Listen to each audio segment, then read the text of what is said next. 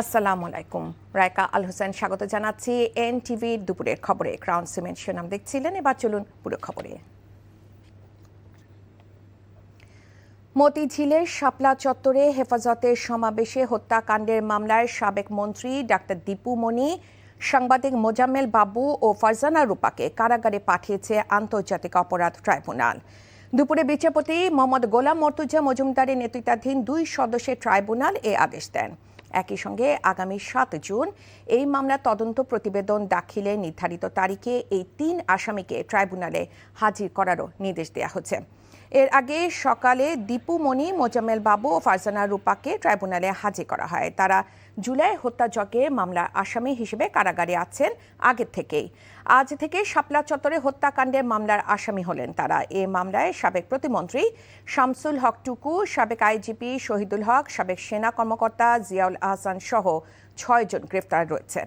নতুন করে এই 3 জনকে নিয়ে গ্রেফতার হয়ে কারাগারে থাকা আসামির সংখ্যা 9 জন হলো।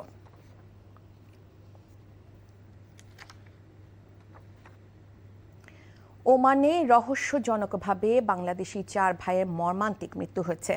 নিহতদের বাড়ি চট্টগ্রামের রাঙ্গুনিয়ায়। এ ঘটনায় পরিবারের শোকের ছায়া নেমে এসেছে। চট্টগ্রাম থেকে শামসুল হক হায়দরির পাঠানো রিপোর্ট। তাদের দুজনেরই শুক্রবার দেশে আসার কথা ছিল।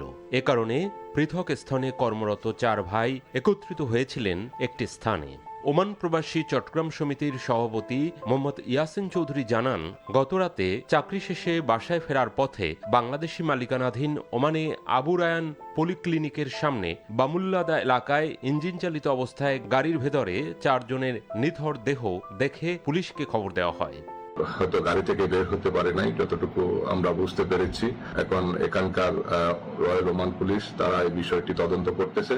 তারা খুব আন্তরিকভাবে বিষয়টি সিরিয়াসলি তারা নিয়েছে এবং তারা তদন্ত করে ময়না তদন্তের রিপোর্টের পরে আমরা আসলে বিষয়টি জানতে পারবো।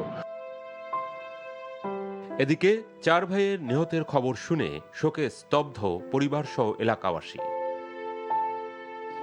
নিহত রাশেদ, শাহেদ, সিরাজ ও শহীদের বাড়ি চট্টগ্রামের রাঙ্গুনিয়ার লানাননগর ইউনিয়নে। ময়নাতদন্তের জন্য মরদেহ রয়েছে ওমানের একটি হাসপাতালে। NTV news desk. পটুয়াখালী বিজ্ঞান ও প্রযুক্তি বিশ্ববিদ্যালয়ে উপাচার্যের পদত্যাগের দাবিতে 4র্থ দিনের মতো অবস্থান কর্মসূচি চালিয়ে যাচ্ছেন শিক্ষক, কর্মকর্তা, কর্মচারী ও শিক্ষার্থী ঐক্য পরিষদ।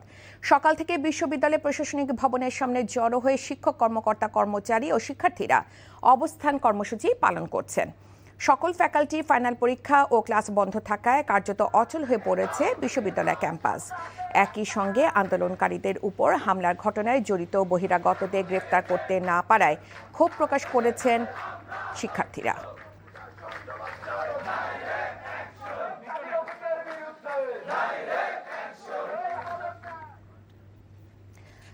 আসছে অর্থ বছরে বাজেটকে সামনে রেখে 17তম বারের মতো আয়োজন করা হচ্ছে এনটিভির জনপ্রিয় অনুষ্ঠান কেমন বাজেট চাই। অনুষ্ঠানে প্রধান অতিথি হিসেবে থাকবেন প্রধানমন্ত্রীর অর্থ ও পরিকল্পনা বিষয়ক উপদেষ্টা ডক্টর রাশেদ আল মাহমুদ তিতুমী। অনুষ্ঠানে জনভাবনা, ব্যবসায়ীদের আকাঙ্ক্ষা এবং সরকারের পরিকল্পনা তুলে ধরবেন আলোচকরা। বিশেষ এই অনুষ্ঠানটি আজ রাত 8টায় এনটিভির তেজগাঁও স্টুডিও থেকে সরাসরি সম্প্রচার করা হবে। আপেল শাহরিয়ারের রিপোর্ট। সংসদে বাজেট পেশ করার আগে প্রতি বছরই পরামর্শমূলক অনুষ্ঠান কেমন বাজেট চাই আয়োজন করে থাকে জনপ্রিয় বেসরকারি টেলিভিশন চ্যানেল এনটিভি। তুমুল জনপ্রিয় এই অনুষ্ঠান এবারও আয়োজিত হচ্ছে। কেমন বাজেট চাইয়ের 17তম আয়োজনকে সামনে রেখে চলছে শেষ মুহূর্তের কর্মযজ্ঞ। অনুষ্ঠানটিকে নিখুঁত করতে দায়িত্বপ্রাপ্তরা নিজ নিজ দায়িত্ব পালন করছেন সুচারুভাবে। 1.5 দশকেরও বেশি সময় ধরে চলা কেমন বাজেট চাই অনুষ্ঠানটি এরই মধ্যে দারুণ দর্শকপ্রিয়তা পেয়েছে। আমাদের প্রস্তুতি প্রায় শেষ হয়ে আসছে। এখন এই যে সেট করা হয়ে গেছে, লাইট করা হয়ে গেছে, এখন এগুলো চেক অ্যান্ড ব্যালেন্স করা হচ্ছে আর কি। অডিওগুলো ব্যালেন্স করা হয়ে গেলে আর সামান্য কিছু কাজ বাকি আছে, এগুলো আশা করি আর ঘন্টাখানেকের মধ্যে কাজ শেষ হয়ে যাবে। আমরা মোটামুটি 3টার মধ্যে একদম রেডি থাকবো। তারপরে আমাদের এখানে ছোট্ট একটা ড্রাই রান হবে। যিনি উপস্থাপক আছেন উনি একটা ছোট্ট একটা ড্রাই রান করবেন। বাজেট নিয়ে সাধারণ মানুষের ভাবনা ও প্রত্যাশা রাষ্ট্রের নীতি নির্ধারকদের কাছে তুলে ধরার এই অনুষ্ঠানে অংশ নিয়ে থাকেন বিভিন্ন শ্রেণী পেশার মানুষ। এটি এনটিভির সিগনেচার প্রোগ্রাম। এই অনুষ্ঠানের জন্য এই ব্যবসায়ী সমাজ বিভিন্ন যারা স্টেক হোল্ডার তারা কিন্তু তাকিয়ে থাকে যে এনটিভির প্রোগ্রামটা কবে হবে। প্রতি বছরের মতো এবারও বিনিয়োগ, এডিপি বাস্তবায়ন, অর্থনৈতিক প্রবৃদ্ধি, মূল্যস্ফীতি, জ্বালানি ও বিদ্যুৎ, শিল্প বাণিজ্য, স্বাস্থ্যসেবা ও কৃষি সহ গুরুত্বপূর্ণ খাতগুলো এই অনুষ্ঠানে গুরুত্ব পাবে। অনুষ্ঠানে প্রধান অতিথি থাকবেন প্রধানমন্ত্রীর অর্থ ও পরিকল্পনা উপদেষ্টা ডক্টর রাশেদ আল মামুন তিতুমির। প্যানেল আলোচক থাকছেন অর্থনীতিবিদ ডক্টর দেবপ্রিয় ভট্টাচার্য, জ্বালানি বিশেষজ্ঞ doctor M Shamsul Alam, BKMEA সভাপতি মোহাম্মদ হাতেম, বিকেএমএ সভাপতি শওকত আজিজ রাসেল, এফবিসিসিআই এর সাবেক সভাপতি মীর নাসির হোসেন ও বেসরকারি বিশ্ববিদ্যালয় নর্থ সাউথ ইউনিভার্সিটির ডিন অধ্যাপক ডক্টর ওয়ারিসুল করিম। বিজিএমইএ সভাপতি মাহমুদ হাসান খান অনুষ্ঠানটি সঞ্চালনা করবেন। Apple Shahriar, NTV news, Dhaka. কেমন বাজেট চাই অনুষ্ঠান বিষয়ে আরও জানতে যাচ্ছি এনটিভি তেজগাঁও স্টুডিওতে। সেখানে আছেন স্টাফ করেসপন্ডেন্ট নাজিবুর রহমান। নাজিব, অনুষ্ঠানে কেমন প্রস্তুতি দেখছেন আমাদের জানান।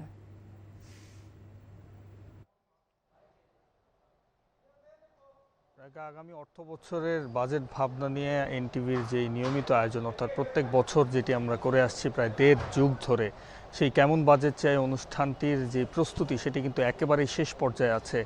অর্থাৎ আগামী কিছুক্ষণের মধ্যেই হয়তো পুরোপুরি প্রস্তুতি সম্পন্ন হবে এবং রাত 8টা নাগাদ এই অনুষ্ঠানটি সরাসরি সম্প্রচার হবে এনটিভির পর্দায়।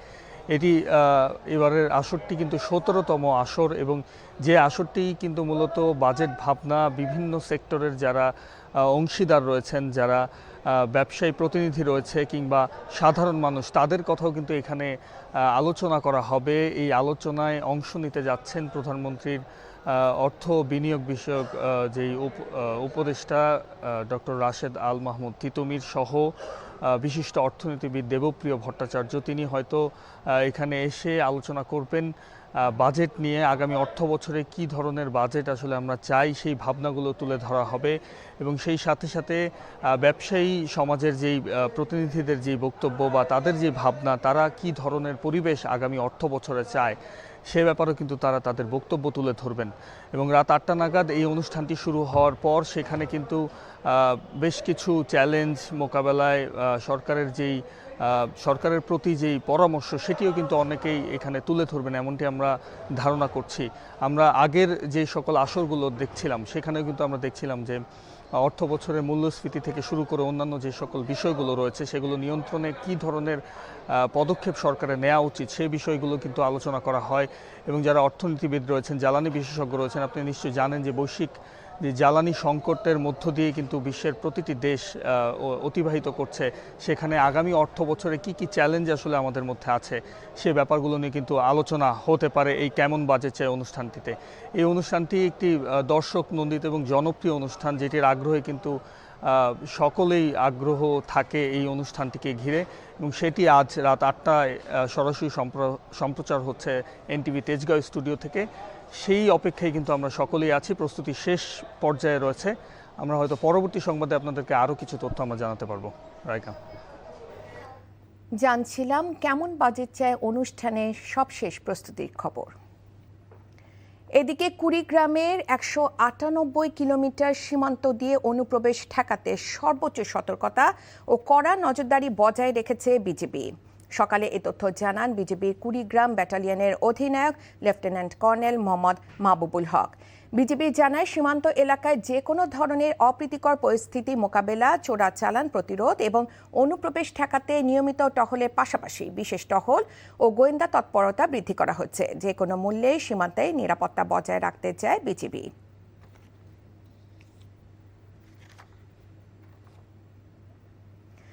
মৎস্য ও প্রাণী সম্পদ মন্ত্রী আমিনুর রশিদ বলেছেন, কুরবানির জন্য দেশে পর্যাপ্ত গবাদি পশু রয়েছে, এবার কোনো সংকট হবে না। দুপুরে জাহাঙ্গীরনগর বিশ্ববিদ্যালয় লেকে মাছের পোনা অবমুক্তকরণ কর্মসূচির উদ্বোধন শেষে মন্ত্রী আরও বলেন, ভারত থেকে যাতে চোরাই পথে গরু না আসতে পারে সে বিষয়ে বিজিবিকে সতর্ক রাখা হচ্ছে। পরে মন্ত্রী বাংলাদেশ প্রাণী সম্পদ গবেষণা ইনস্টিটিউটে বৃক্ষরোপণ ও কর্মকর্তাদের সাথে মত বিনিময় সভায় অংশ নেন। এ সময় ঢাকা ১৯ আসনে সংসদ সদস্য ডাক্তার দেওয়ান মোহাম্মদ সালাউদ্দিন বাবু, মৎস্য ও প্রাণী সম্পদ মন্ত্রণালয়ের সচিব দেলোয়ার হোসেন, জাহাঙ্গীরনগর বিশ্ববিদ্যালয়ের উপাচার্য অধ্যাপক ডক্টর মোহাম্মদ কামরুল আহসান উপস্থিত ছিলেন। এই ছিল দুপুরের খবরে। এই খবরে ভিডিও সহ আপডেট জানতে ভিজিট করুন এনটিভি অনলাইন www.ntvbd.com। এছাড়াও এনটিভির জনপ্রিয় সব অনুষ্ঠান ও খবরের আপডেট জানতে ভিজিট করুন আমাদের ইউটিউব ও ভেরিফাইড ফেসবুক পেজ।